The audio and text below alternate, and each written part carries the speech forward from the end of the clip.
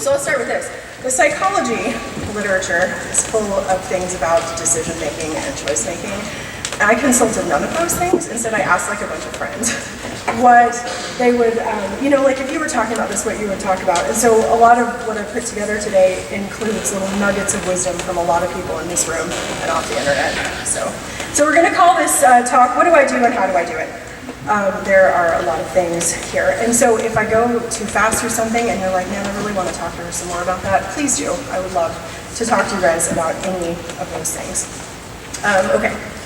So I've got my talk here, and my first thing that I wanted to say is this. Some choices matter a lot, and some of them don't matter so much, but we spend way too much time thinking about things that don't matter that much, and then spend a lot of time just kind of stressing about that stuff because we think it matters, but it doesn't. So things that matter a lot, like let me just establish things that matter a lot. Doing right by God, doing right by Jesus. How am I supposed to live my life? What do I do when I have to treat other people a certain way? Who should I marry? Like the Bible is full of really great advice, suggestions, guidance for these issues. It starts with the 10 Commandments and kind of makes its way through. But next slide. One more. There are entire shows dedicated to things that don't matter as much. Like House Hunters, American Idol, The Voice, Shark Tank. Like those are all great shows, but they're dedicated to things that matter less. Except for The Bachelor and The Bachelorette, right? Because that's definitely like issues related to who to get married to. I can't even believe those are shows. But anyway. Like those are big things. You guys are not at house buying level. Maybe you're not even at who do I marry level. So instead, like, what do I major in? Should I major in psychology? The answer is yes.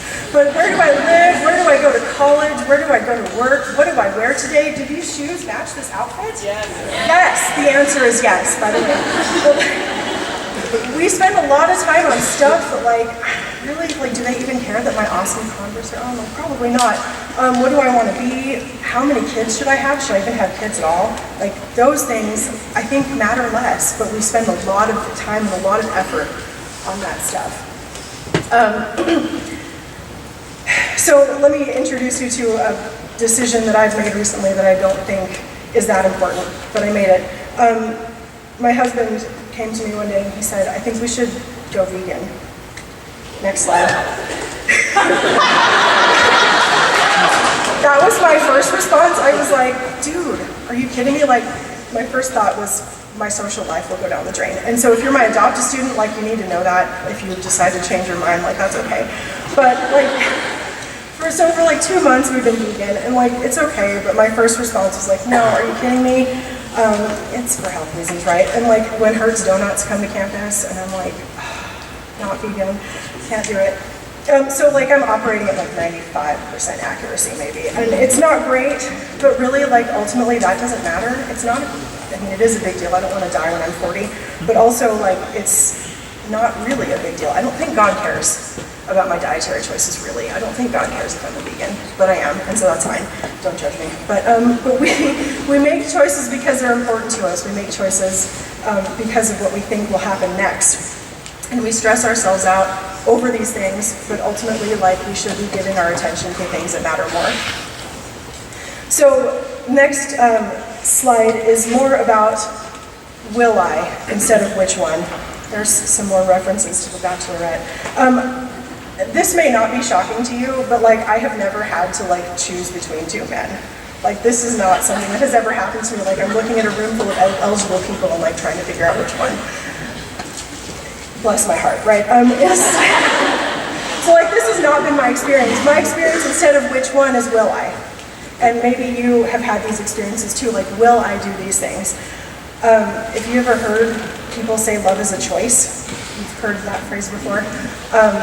I used to get really annoyed by that, especially when I was like 20 and 21 and engaged. I'm like, shut up, love's a choice. No, it's a feeling, but it isn't. And I'm sorry to say that I've changed. It is actually a choice. But I know that because I've lived it. And so that's a picture of our wedding day. And then down the selfie at Towers of York, that was last week. So I have been saying yes to the question, will I, 5,522 days in a row. for that. It's making the hair turn gray, but it's good. Like, I'm making the choice to say yes, not like between my husband and someone else, but just yes or no.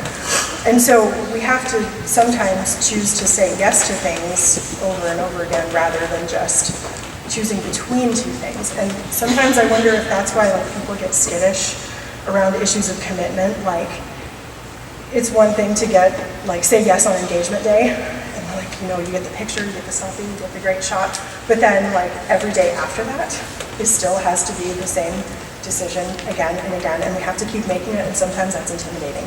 But it's okay to be intimidated, but that's where it comes in when you say that something like that is a choice. You have to keep doing it, and that takes a long time.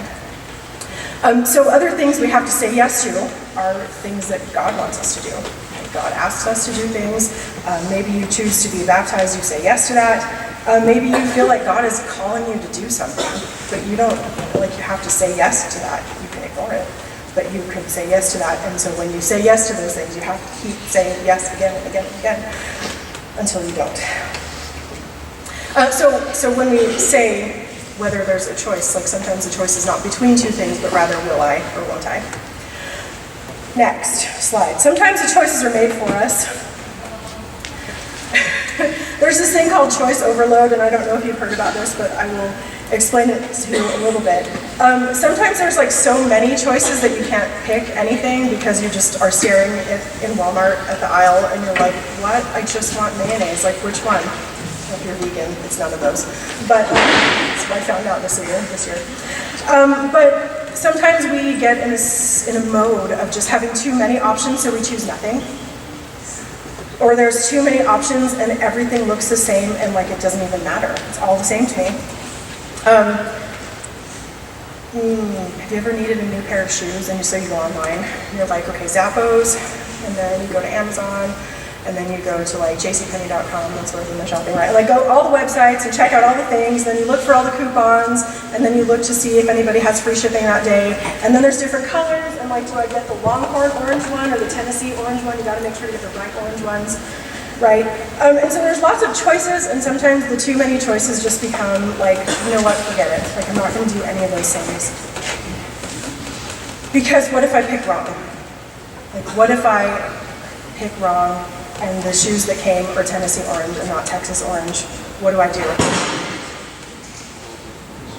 I keep receipts for like a really long time for this very thing. Like, I get nervous. Like, what if I need to return it? What if I don't like it? What if it doesn't fit? What if they're too big? What if they're, what if I needed a different one? And so my current mantra looks like this, except for shoes. If Walmart doesn't have it, I don't need it. Like, if I can't buy it here in York, like, it takes me a lot less time to make decisions about things, to just kind of cut down on all the options. This is not a bug for Walmart, by the way. I'm just saying, like, if I have to choose something, like, if it's not at Walmart, then just forget it. Okay. So sometimes we have too many choices and we make no choice. Or sometimes we have too many choices and we're just like, you know what, it's all the same, just whatever. And then that's really not the best choice we can make. Sometimes we go on autopilot and we just do things over and over again because that's our habit. And Mr. Lewis talked about this yesterday. I have a terrible habit of saying yes to everything. You want me to do this? Sure. Would you like to help with this? Sure. You want to be on this committee? Sure. Next slide. I'm working on saying no to things. There's only a few people who get my no. So if you're my student, this has happened. Hey, Dr. Spivey? No. Like, I didn't ask my question. No. And then I let you ask it. But I'm just practicing. Like, when you see that, I'm just practicing. If I get good at saying no, then it becomes easier later when it matters. So I'm sorry if I do that to you. The answer is really, okay, ask your question. Sometimes, though, okay, so sometimes our choice is nothing because there's too many choices. Sometimes our choice is the automatic choice, and that's not the best choice necessarily either. Sometimes God makes choices for us, and we maybe like that, or maybe we don't like that. But we kind of see, maybe you interpret things as doors opening, or like things are happening, and you think they're happening for a reason, and you think that God is doing things. And I love it when that happens. My favorite prayer when there's a decision to make is like, God, will you please make it obvious? Like, don't make me have to agonize over this, just make it clear. for me. Sometimes he does, and sometimes he doesn't, by the way. But for me, this is how this looks. Next slide. In 2010, 2011, I applied for a lot of jobs. Those are the places I applied for jobs, by the way. And I was unemployed with a PhD for about a year and a half, which is not really what people think of, like with doctorates. They're like not Bath and Body Works and stay-at-home moms. Like you're supposed to do something with that. So I was applying for jobs because underemployed isn't really cool. And so I applied for a bunch of places, and the prayer was this: God, help us be closer to family. I got exactly one job offer that year. Here we are, surprise, right? So we were here, and to me, my interpretation of that was like God did this. It wasn't like I was having to push to choose, but rather, will I say yes to this assignment that God has given us? And I love it here, and this is a great place to work, and it's a great place to live. And I feel like God brought us here. He brought my family here. And so to me, like that choice was almost made for me, but I still had to say yes to it. So there we are. So one of the things that happens when you say yes to God's things is that He transforms you. And so I am very different today than I was 5 years ago when I started here. Also, I've given a lot of chapel talks at this point, so I'm getting good at it. Trying not to barf. It's good. But the things that I can see here, I can see God doing things here that I couldn't see when we lived in our little pocket in Texas. Like I wasn't getting out much. Love me some Longhorns, right? But like there are things that I can see from here what God is doing that I could not see where I was before. And so I appreciate the opportunity to get a view of other ways that God works besides the ones I saw before. Okay, so that's me. Another thing to know about me, I'm talking about me a lot. I have really bad FOMO. Next slide. If you don't know what FOMO is, it's fear of missing out. I'm a social person, and I like all the things. Like I want to know all the things, I want to do all the things. What I tell my psych majors is that I'm really nosy, which is true, but like nosy in a good way, nosy for God, right? So, so there's a lot of things I want to do, but then I have to ask myself a different question, which is like, I can do this, but should I do this? Like I want to be involved in things, I want to do things. Is this a good idea? So for someone in my phase of life, the things I have to do is not just like, do I want to do it? Yes! Okay, I have to go back to Grumpy Cat and say no. But maybe, like, should I need to check with my family? Is this good for my marriage? Is this good for my kids? Is this good for my relatives? Is this good for my workplace? Is this good for my students? Before I can make decisions, I have to consult all these different aspects of life that, like, in a perfect world, I could just do what I want, and I can't do what I want all the time. Sometimes I have to check with other people. And so that's harder to adjust to when the automatic answer for people like me is yes. And I think that's my responsibility, and I think it's your responsibility. Like before you make a choice, it is your responsibility to see how your actions will affect other people before you do those things. So for me, how is this going to affect my kids? Are they going to be climbing a tree after school for an hour unsupervised? The answer is yes, too, if you've seen them up there. They're in a tree in East Hill most days. So we have to kind of consider how our actions will affect other people before we make those choices, and then when other people make choices, we have to kind of assume that they have done the same for their choices as well.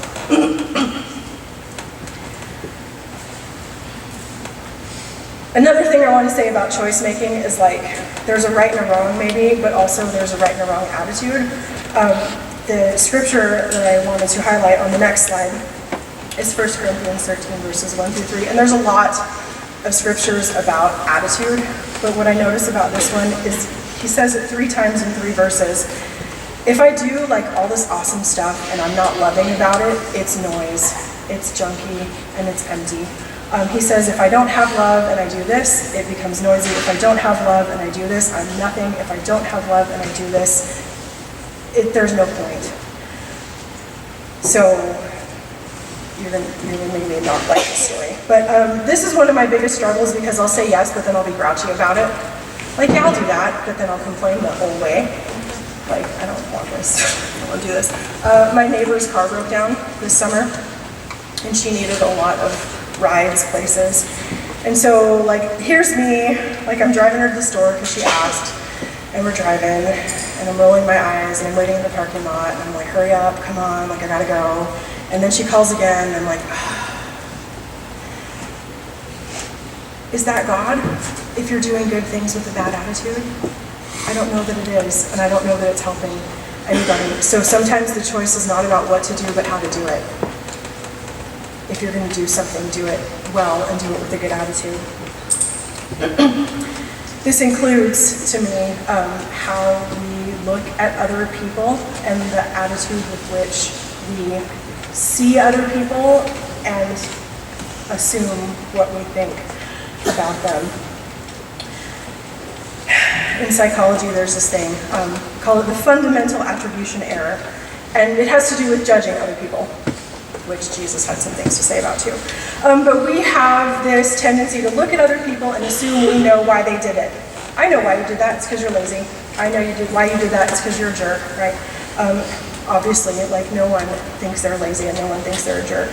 But we have a tendency to look at other people and judge their choices by what we think they are like. And then if they do things we don't like, then we don't like them, if that makes sense. So we tend to kind of judge other people's choices and judge our own choices by two different standards. We are very kind to ourselves when we make sketchy choices, but we are very unkind to other people when they make similar sketchy choices. So what if we were to make the charitable choice to look at other people with love and think they do something for a good reason, even if it's something we don't like? What if we look at someone's behavior and choose to believe the best about why they're doing that instead of the worst about why they're doing that? That's hard, by the way. Like, that is, I think, kind of the core of Christianity, is changing how you think about other people. So what if we do that? So what if we change how we think about other people? That would change how we treat other people. Next slide. That's not me. I'm not old enough to be in black and white yet, except on Instagram. But this is my dad and his sister. They're the kids. And my dad's parents. They're standing on a street corner in Cuba. My dad's about 8 years old and my aunt's about 3. And this is the late 1960s.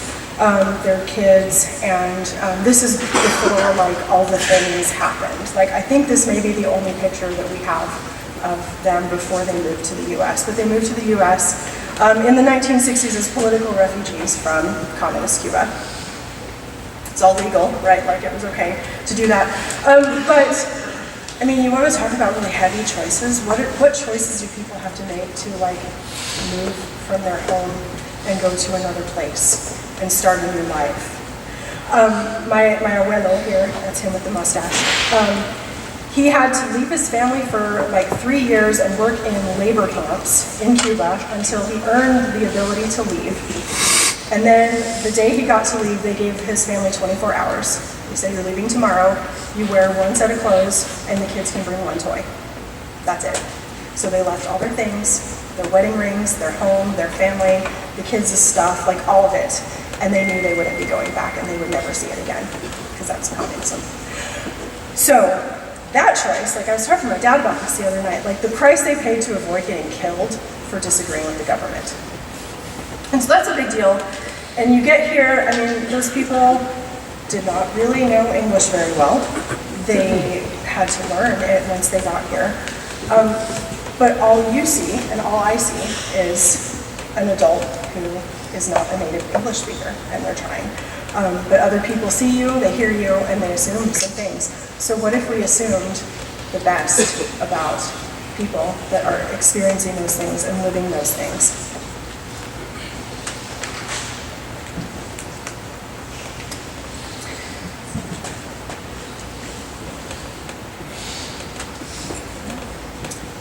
So God gives us a choice, which is nice because His choice is weak.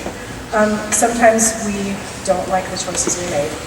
Sometimes we want to go back with the choices we made, but we can't. We can't delete the choices we make, but we can always start fresh. And that's what Jesus was here, and that's what Jesus came to do. It's never a bad time to make a good choice. Like, it is always okay to start fresh. It is always okay to start making good choices, even though you can't go back and delete the choices you make. And so that's kind of how I wanted to end Choices Week, with just saying that it is always a good time to make good choices, how we treat other people, the choices we make ourselves, and the things we believe about other people. Thanks.